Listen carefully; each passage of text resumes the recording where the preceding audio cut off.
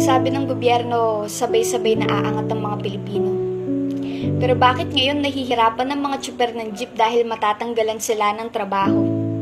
Ano bang magbabago kung merong jeep sa kalsada? Hindi ba't ito ang gusto ng mga turista? Hindi ba't dito nakilala ang ating bansa? Bakit ngayon ito ay inyong ipinagsasawalang bahala?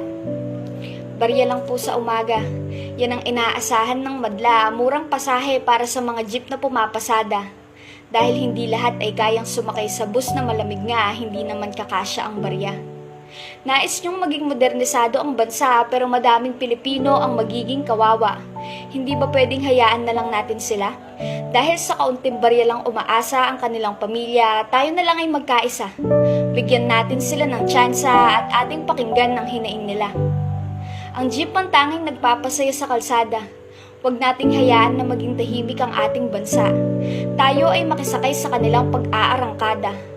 Jeepney phase out ay ibasura. Ating iparinig sa gobyerno na hindi lahat ay may pera. Hindi lahat ay kayang mamuhay ng marangya. Hindi kami aangal sa pagsigaw nila. At kami ay makikisama. Jeepney phase out ay ibasura. Modernisadong bansa ay isang tabi muna. Pakinggan niyo muna ang sigaw ng madla. Dahil hindi aangat ang bansa kung kayo mismo ang magbababa sa kanila.